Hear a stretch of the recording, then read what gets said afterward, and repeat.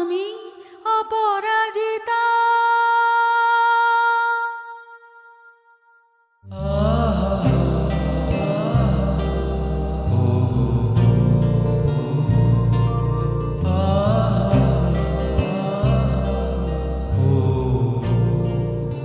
পাগলি, তোমার সঙ্গে ভয়াবহ জীবন কাটাবো। পাগলি, তোমার সঙ্গে ধুলোবালি কাটাবো জীবন। এর চোখে ধাঁধা করবো, ওর জল করে দেবো কাঁদা। পাগলি, তোমার সঙ্গে ঢেউ খেলতে যাবো তো কোথাও।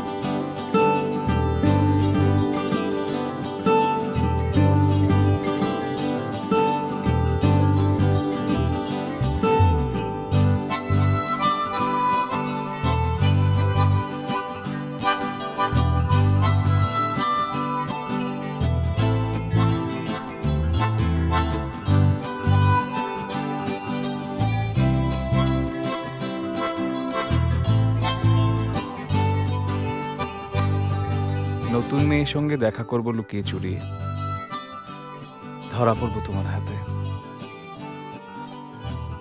বাড়ি ফিরে হেনস্থা চরম। পাগলি, তোমার সঙ্গে ভেবাচাকা জীবন কাটাবো। পাগলি, তোমার সঙ্গে হ্যাস্তন্যস্ত কাটাবো জীবন।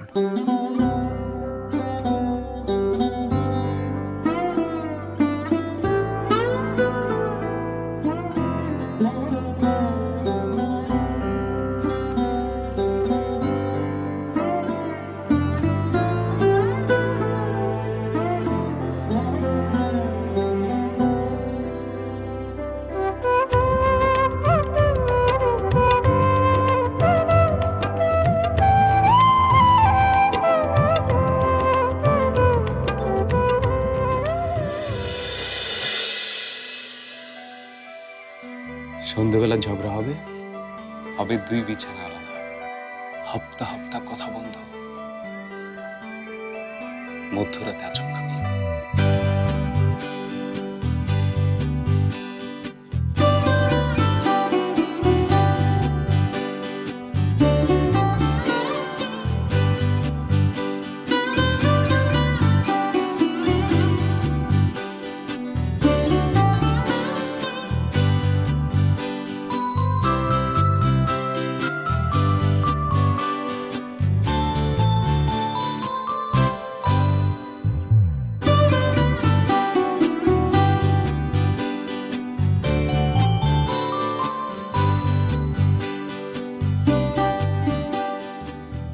কেউ এসে যাবে, কেউ আসবে না। ছাড়ো প্লিজ। পাগলি, তোমার সঙ্গে ব্রহ্মচারী জীবন কাটাবো। পাগলি, তোমার সঙ্গে আদমে কাটাবো জীবন। দিদি,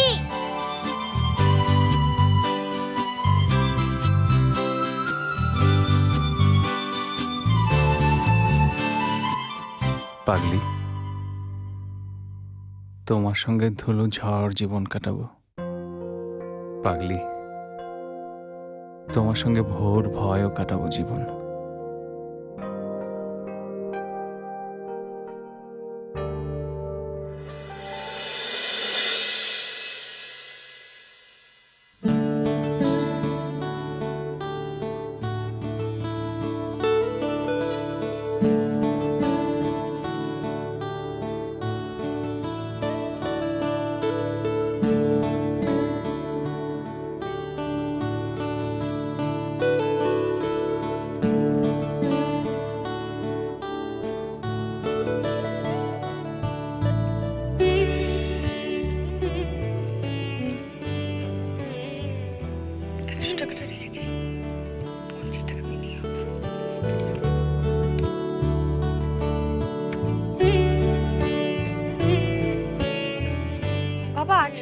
900 টাকা থাকলো।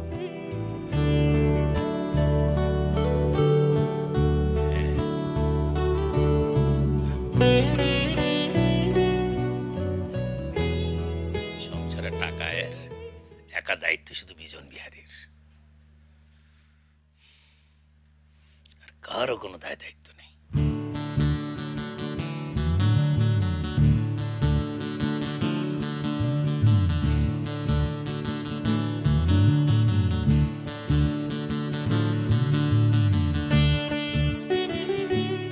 ব্যাগটা দাও। প্রয়োজন নেই, আমার কোনো অসুবিধা হচ্ছে না। সেটা আমিও দেখতে পাচ্ছি, দাও।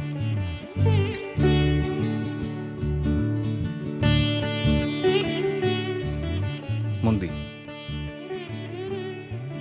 তুমি এরকম ওভার রিয়েক্ট কেন করছো? আমি তো তোমাকে বারবার বলেছি আমার একটা ভুল হয়ে গেছে, সেটাকে পিছনে ফেলে এবার সামনে এগিয়ে যাওয়া দরকার। এভাবে এভাবে রাস্তায় দাঁড়িয়ে কথা বলতে আমার মোটেও ভালো লাগছে না। কিন্তু তুমি বাড়ি গেলেও তো তুমি দেখা করছো না। আচ্ছা ঠিক আছে মন্দি, তুমি তো আমাকে অনেকদিন যাবত দেখছো। আচ্ছা, তোমার কেন মনে হলো যে তোমাকে অসম্মান করার কোনো ইন্টেনশন আমার ছিল?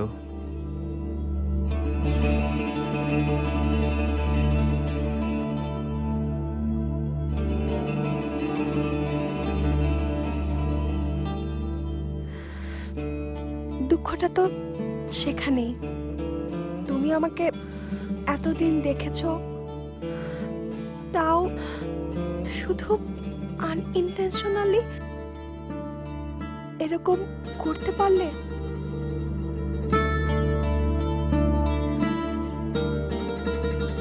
তার মানে তুমি আমাকে ক্ষমা করছো না? এই একটি ঘটনার আবর্তে নিজেকে জড়িয়ে রাখবে, তাই তো?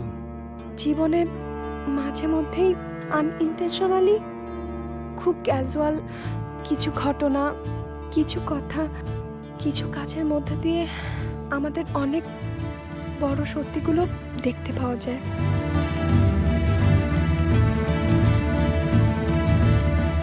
তার মানে তোমার কাছে এটাই সত্যি হয়ে থাকলো যে আমি মহত্ব দেখাতে তোমার আত্মসম্মানের তোয়াক্কা করে নিই, তো? আমার অনেক দেরি হয়ে যাচ্ছে। আমি যদি বলি তুমি তাড়াহুড়ো করছো, এই একটা ভুল আমাদের সম্পর্কের চেয়েও তুমি বড় করে দেখছো। মন্দি, কেন কেন তুমি নিজেকে একটা কঠিন আবরণে ঢেকে রাখতে চাইছো? কেন এই পাগলামি করছো? তুমি কি চাইছো মন্দি? তুমি কি চাইছো আমি আর তোমার সামনে না আসি? এতদিনে সব সম্পর্ক ভুলে যায়? তুমি কি আমার থেকে দূরে সরে যেতে চাইছো? সেটাই কি বর্তমান অবস্থায় ঠিক নয়? তার মানে তুমি কি বলতে চাইছো? ঠিকই বলছি, হয়তো স্বার্থপরতার কারণেই বলছি। চোখ বন্ধ করে থাকলে তো আর বাস্তবতাটা বদলে দেওয়া যায় না। কোন বাস্তবতার কথা বলছো তুমি? অভি, আমরা ছাড়াও এই পাড়ায় আরো অনেকে বাস করে, চোখ কান খোলা রেখেই বাস করে। তারা দেখেছে মায়ের মৃত্যুর সময় তুমি কিভাবে আমাদের পাশে থেকেছো। তারা এখনো দেখছে কিভাবে আমাদের বাড়িতে তোমার যাতায়াত রয়েছে। আর সেটা যে কেবল অসুস্থ, চোখে জর্জরিত কাকা বাবুর কারণে এরকমটা তো নাও বিশ্বাস করতে পারে। তারা তো ভাবতেই পারে সেনগুপ্ত বাড়ির বড় মেয়ের প্রতি তোমার আলাদা নজর রয়েছে। খুব জটিল করে সবকিছু ভাবতে শুরু করেছো তুমি। আমার জীবনটা তো আর সরল নেই অভি, খুব জটিল হয়ে গেছে। সেই সেই জটিলতার কোনো ধারণাই নেই তোমার। সে ধারণা যদি আমার না থাকে, তবে তুমি কেন আমাকে সে ধারণা দাওনি? মন্দির, আমাদের জীবনটা কি এভাবে বিচ্ছিন্নভাবে এভাবে বাঁচার কথা আমরা কখনো ভেবেছি? তোমার জীবনে জটিলতা, সেটা কেন আমার কাছে অজানা থাকবে? সবকিছু বদলে যায়, চিরকাল সবকিছু একরকম থাকে না অভি। হয়তো পরিস্থিতির সঙ্গে অনেক কিছুই বদলায়। কথায় কথা বাড়াতে চাই না মন্দিরা। তুমি কি চাও না আমি তোমাদের বাড়িতে যাই?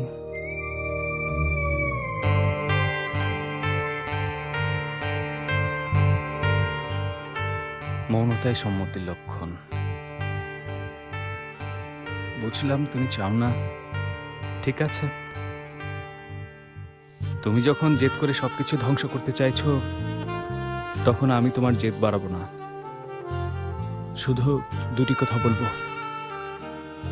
জেদটা তোমার শান্ত হবে জানি, কারণ আমি তোমায় জানি। আর শান্ত হলে দেখো, আমি তোমার পাশেই আছি। আর একটা কথা, আমি তো ডাক্তার। কাকাবাবু যদি আমাকে ডাকেন, আমি না করতে পারবো না। আর সে সময় তুমি না হয় নিজেকে আড়াল করেই রেখো। এই কয়দিন যেভাবে রেখেছো নিজেকে।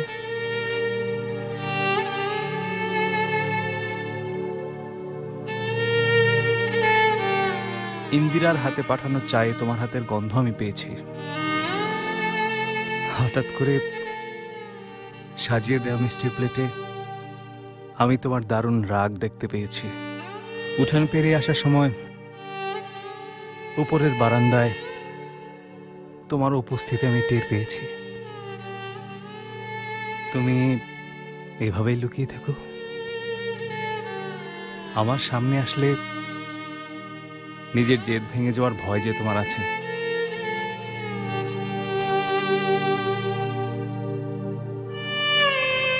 ভালো থেকো।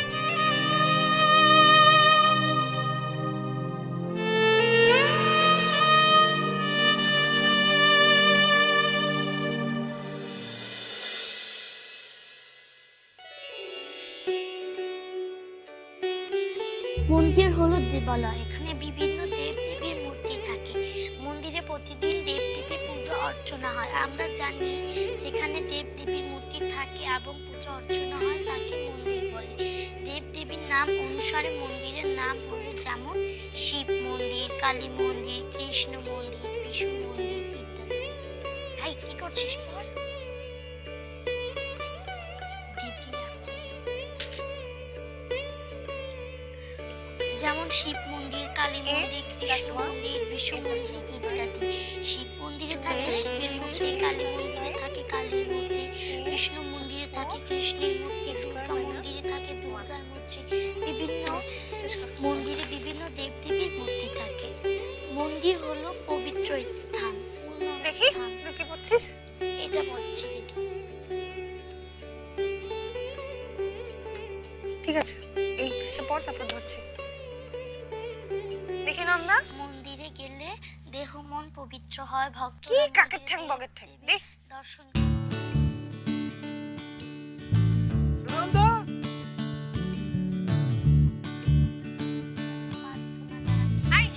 তুই বস, আমি যাচ্ছি। এগুলো শেষ কর। ভক্তি আসে, তাই সকলে দর্শন করতে হবে। ইন্দিরা, করতে হবে। সন্ধ্যা কেটে রেখিস। যেমন বাংলা। ভাই কি করছিস বল? বোনের কাছে যাচ্ছি। বোনকে আমি দেখে নেব, তুই বল।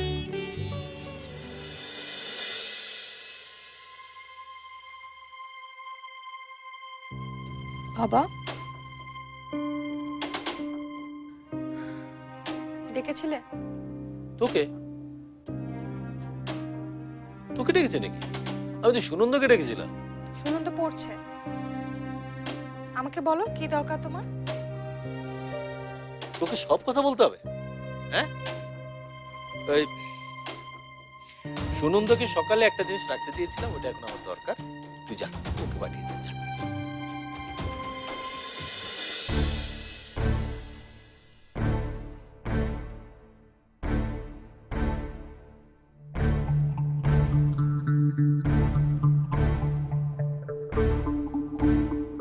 কি হলো? দাঁড়িয়ে আছিস কেন? যা।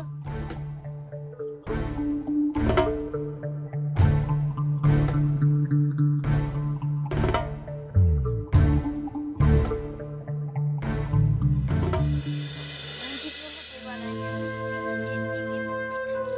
মন্দিরে প্রতিদিন দেব দেবীর পূজা হয়। আমরা জানি যেখানে দেব দেবীর মূর্তি থাকে এবং পূজা হয় তাকে মন্দির বলে। দেব দেবীর নাম অনুসারে মন্দিরের নাম হয়, যেমন শিব মন্দির, কালী মন্দির, কৃষ্ণ সুনন্দ? মন্দির, বিষ্ণু মন্দির ইত্যাদি। তুই যা।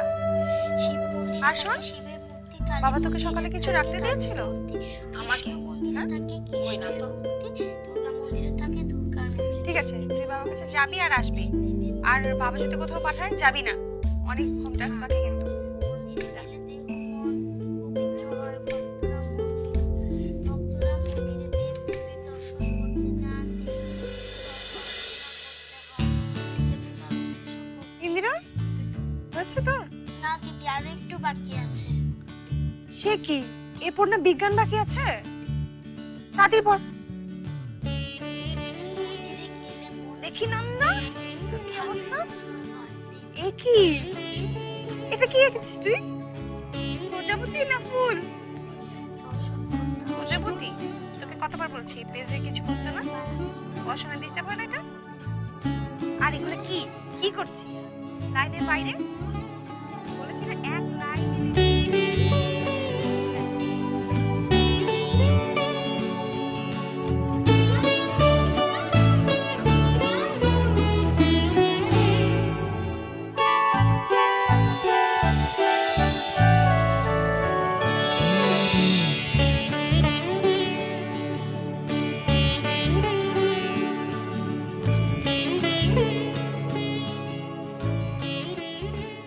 বাবা, তুমি কেন বারবার অভিজিৎকে ডেকে পাঠাও? তার কোনো কাজকর্ম নেই? তার কাজকর্ম থাকলে সে তার ক্ষতি করে আসবে কেন? আর আমি হলাম রোগী, সে ডাক্তার। দরকার হলে ডেকে পাঠাবো না? রোজ সন্ধ্যাবেলা ওদের পড়া ছেড়ে উঠে যা করা বাবা, ওদের পড়াশোনার ক্ষতি হয়। তাছাড়া সন্ধ্যা ঘুমের সময় রোজ এসব। না, থাক থাক, মার ওদের গোষ্ঠী সারাটা জীবন আমাকে একটু শান্তি দিল না। তো ওই অভিজিৎ, ওকে দেখলে তোদের মায়ের কথা মনে পড়ে। তোদের মা ওকে কত ভালোবাসতো।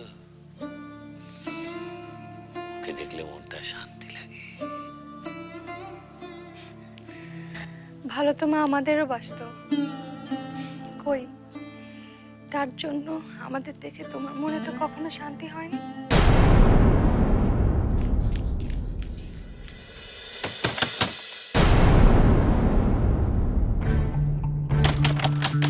আইতেছি বাবা, আইতেছি।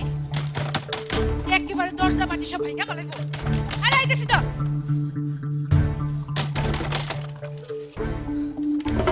দিদি, দিদি, দিদি।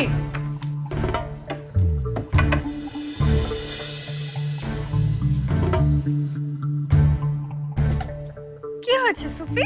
তাড়াতাড়ি চলো, দেয়াল থেকে পড়ে সুনন্দ মাথা ফেটে গিয়ে অজ্ঞান হয়ে গেছে। সে কি?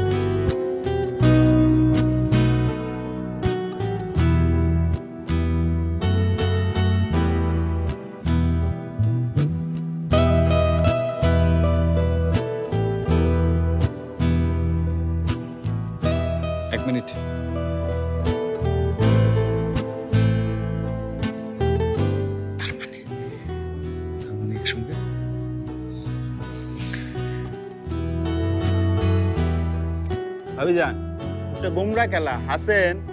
আরে ভাবি যান, এটা গুমরা খেলা হাসেন। রেডি 1 2 3।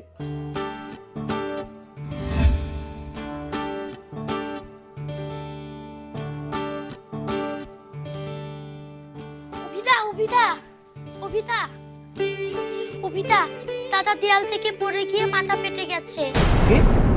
হ্যাঁ, দাদাকে ওরা হাসপাতালে নিয়ে গেছে, দিদিও চলে গেছে, তোমাকে বলতে বললো।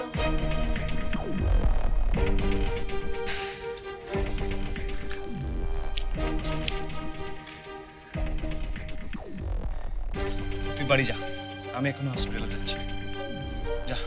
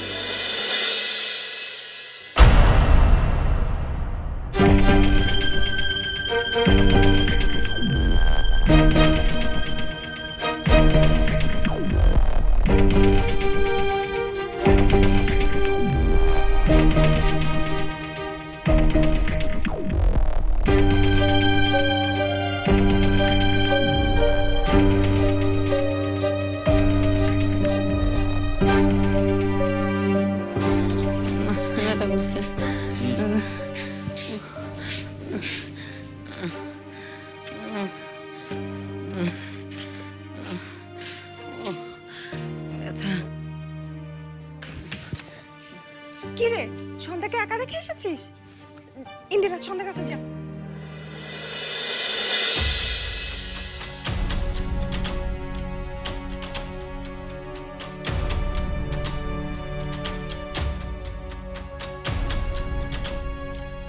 ভাই, তোর বেশি ব্যথা করছে? হ্যাঁ, তুই বল আমাকে। ডাক্তার তো বলেছে ঠিক হয়ে যাবে। শোনা ভাই না, বল না। ঠিক আছে। এ দেয়াল থেকে পড়ে মাথা না ফাটলে কিসের আবার জামরুল চুরি? কি ঠিক হয়ে নে, এবার আম গাছে ওঠার প্র্যাকটিস করতে হবে। কি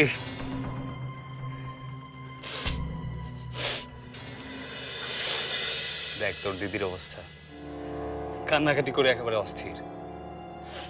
আরে এত চিন্তা কিসের? ও তো 2 দিন পরেই ভালো হয়ে যাবে। আর এ বয়সে মাথা টাথা না ফাটলে কি হয়? শরীর শক্ত হবে ওর।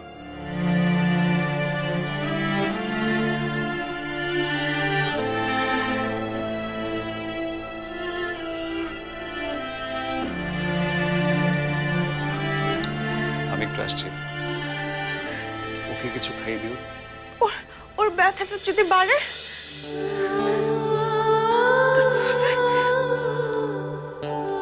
ব্যথা আর বাড়বে না, অনেক ওষুধ দেওয়া হয়েছে। কি রে, একেবারে ভয়তে অস্থির। কিচ্ছু হয়নি দাদার, কালই ভালো হয়ে যাবে। হ্যাঁ,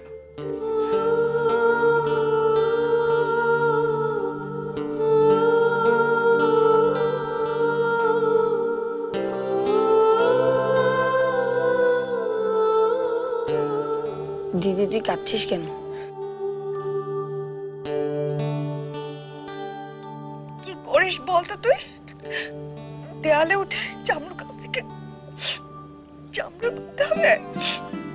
খুব বড় বড় জামরুল হয়েছে, অনেকগুলো বেড়েছিলাম। চুপ থাক, এখন ঘুমাতো। আমি তোকে বাজার থেকে অনেক জামরুল কিনে দেব।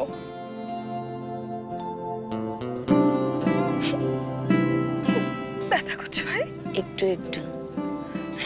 ভাই না ভালো, একটু ঘুমানোর চেষ্টা কর, ব্যথা কমে যাবে। কাজগুলো সেরে নেই। ইন্দিরা, ছন্দাকে খাইয়েছিস? হ্যাঁ, ও ঘুমাচ্ছে। তুই এখন ওর কাছে যা। নন্দা, এদিকে আয়। তুই দাদার কাছে থাক। দাদা এখন ঘুমাবে, আর একদম কথা বলবি না। তাহলে আমি এখানে কেন থাকবো? দাদার শরীর খারাপ হলে সঙ্গে সঙ্গে আমাকে ডাকবি, ঠিক আছে? ভাই যাই, আমি তাতে চলে আসবো।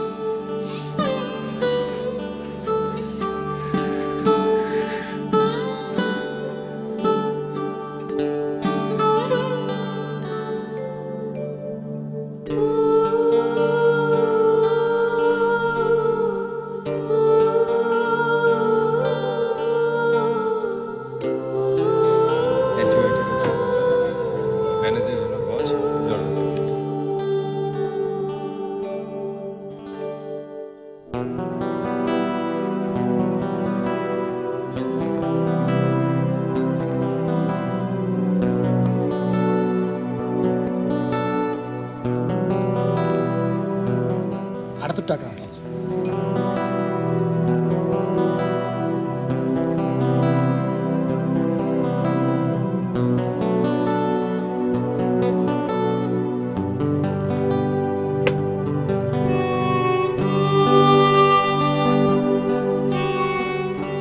তোর খাওয়া হয়ে গেছে? হ্যাঁ হয়ে গেছে। তাহলে সুনন্দার কাছে যা। কি? আমি আর খাবো না। কেন? আমার খেতে ভাল লাগছে না। দাঁড়া, সুনন্দা একটু সুস্থ হয়ে নেক, তারপর ভালো করে বাজার করে রান্না করবো। হুম, এবার শোনা না।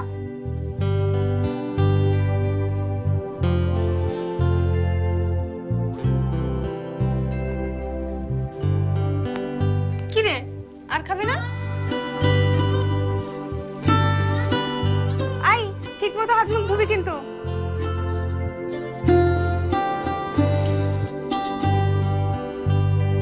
দিদি তুমি কখন খাবে? আজকে না খেতে ইচ্ছে করছে না রে। না, কালকেও তুমি এতটুকু খেয়েছো। অভিতা না বলে না খেয়ে শরীর খারাপ করে? তুই আবার অভিকে বলেছিস নাকি তোর দিদি খায় না? না, এমনি একদিন পড়াতে পড়াতে অভিতা বলেছিল। গার্ডিয়ান আমার, খেয়ে নেব। তুই সুনন্দর কাছে যা। না, আমি জানি তুমি খাবে না। আগে খাও।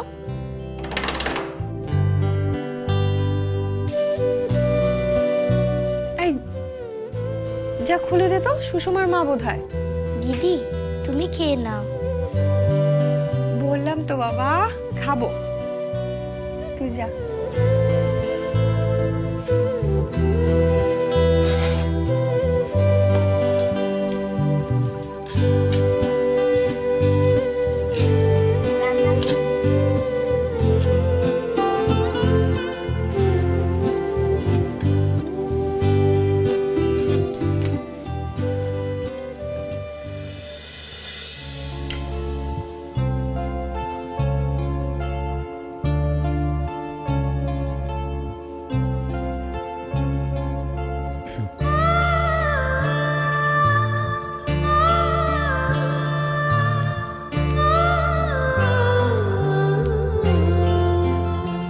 সুনন্দর ওষুধগুলো।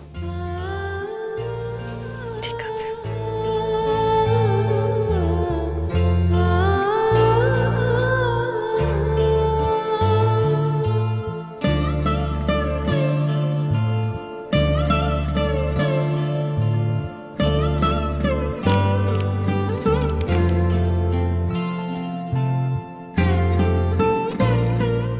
বিকেলে আর রাত্রে সুনন্দকে একটা করে খেতে দিই।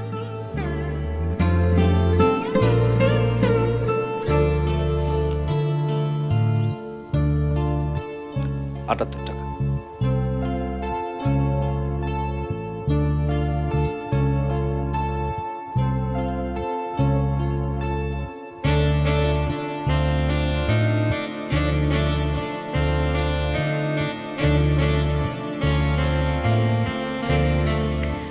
এখানে 70 টাকা আছে।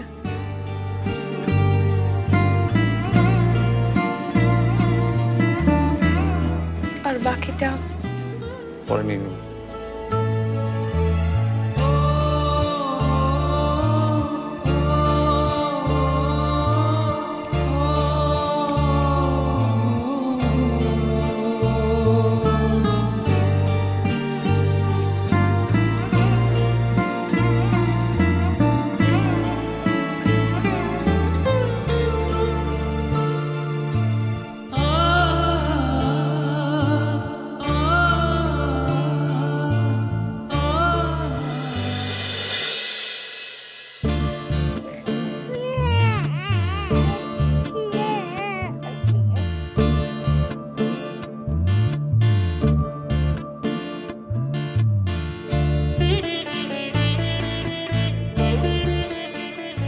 অনেকটা কেটেছে না রে? 8টা স্টিচ পড়েছে। হ্যাঁ হারে, তুই বেশি ভাবিস না। এই বয়সের ছেলেদের একটু মাথা ফাটে, একটু পা কাটে, এসব হয়।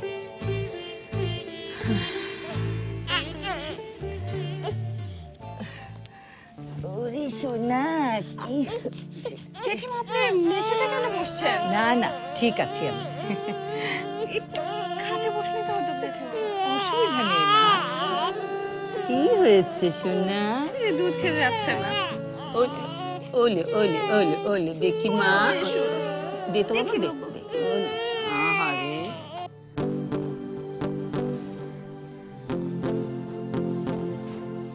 এই আঙ্কেল শ্বাসটা নেন বড় করে।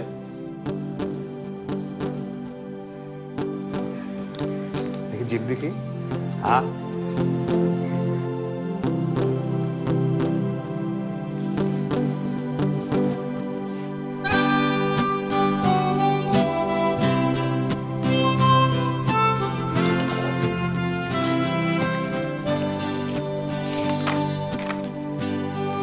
চলছে। জি জি এটা হচ্ছে দুবার করে। জি।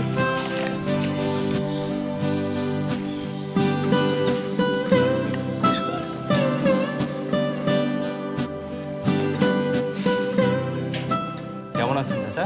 ভালো আছি বাবা। ছেড়ে দেবেন কবে?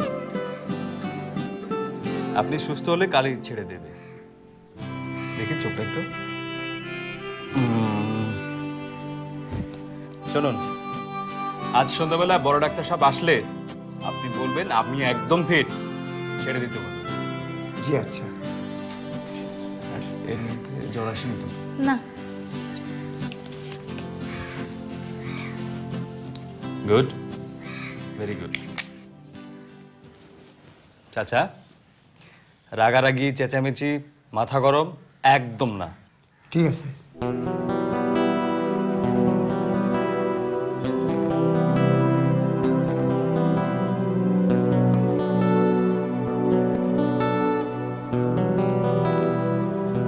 অভিজিৎ, অভিজিৎ, আজকের মতো শেষ। শেষ? চল, আমারও শেষ। ক্যান্টিনে চা খাই। হ্যাঁ, আজকে ভালো লাগছে না, আমি আজকে বাড়ি যাই। তোর কি হয়েছে বলতো? কদিন ধরেই দেখছি শুধু যাই যাই, আর মেয়েদের মতো ভালো লাগছে না, এটা কি? চল। তুই যা, আমার বাড়িতে একটু কাজ আছে।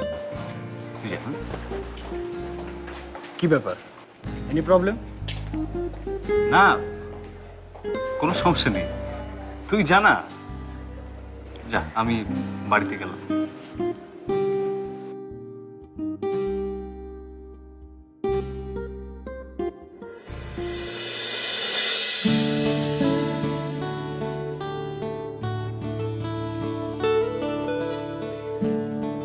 একটা কথা বলবো? এভাবে বলছেন কেন জেঠিমা? আপনি কি আমার অনুমতি নিয়ে বলবেন? না, তোরা তো এখন বড় হয়ে গেছিস, কোন কথা বললে আবার কি মনে করবি। আচ্ছা, অভির কি হয়েছে জানিস কিছু?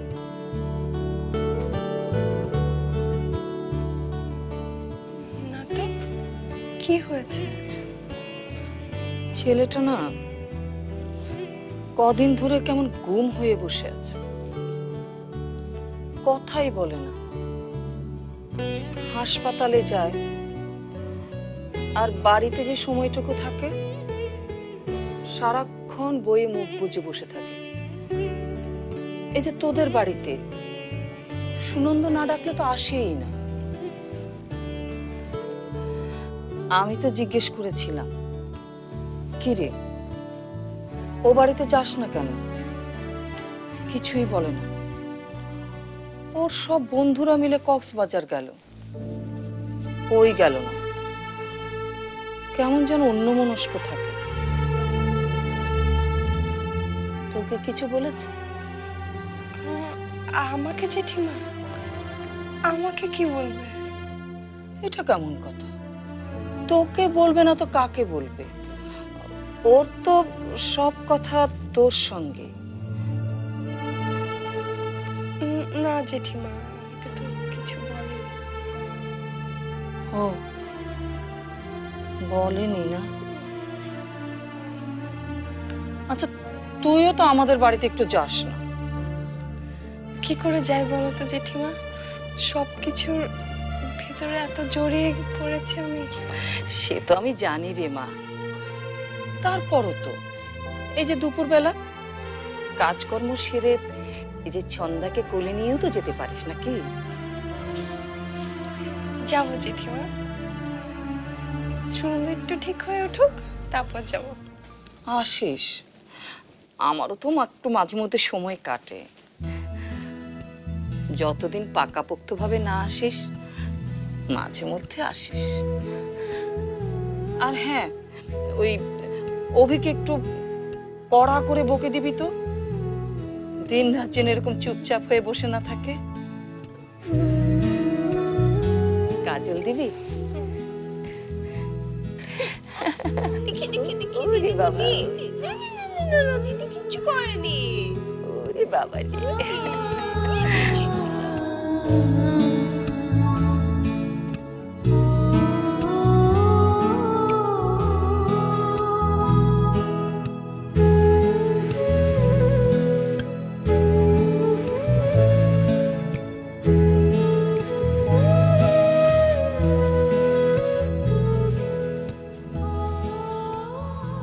জ্বর আছে?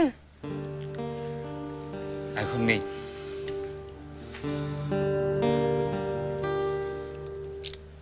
তোমার চাটা?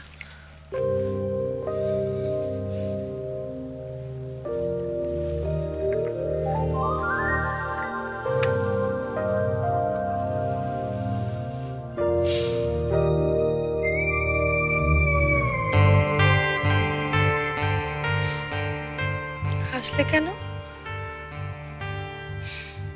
কি ভাবছো? মন্দিরে কতটা স্বার্থপর, কত খারাপ, তাই তো? আচ্ছা, আমার দরকার বলে চা বানিয়ে নিয়ে এসেছি, সেটাই ভাবছো তো? তোমার মতো অত জটিল করে ভাবতে পারি না।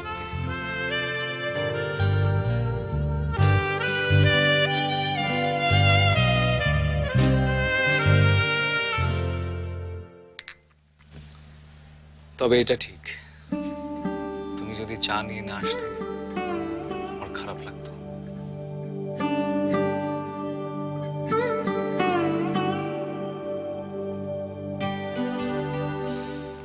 কষ্ট হচ্ছে ভাই?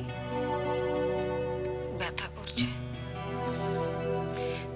তুই চোখটা বন্ধ করে ঘুমানোর চেষ্টা কর, ব্যথা কমে যাবে।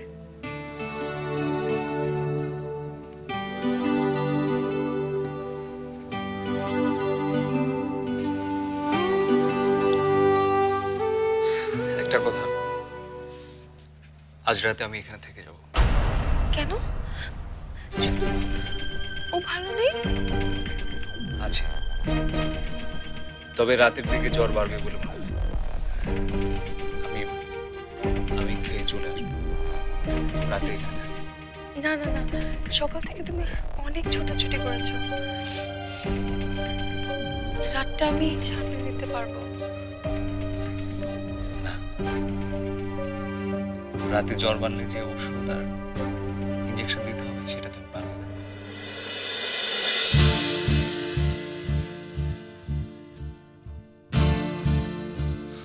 মন্দি, আজকে রাতের জন্য তোমার পাড়ার লোক আর কে কে কি কি ভাববে আমার এখানে আসার জন্য তা নিয়ে আমি মোটেও ভাবতে পারবো না।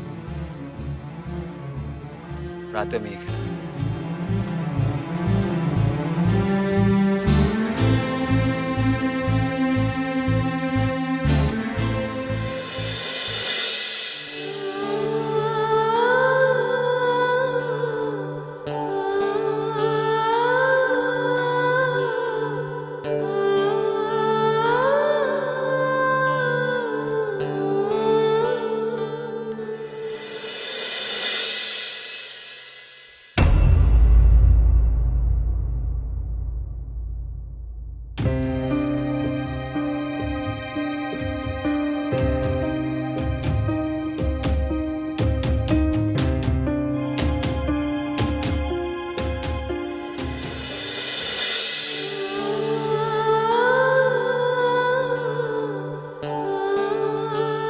থ্যাঙ্কস।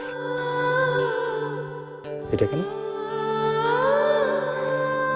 এতটা ধৈর্য ধরে আমার পাশে থাকার জন্য।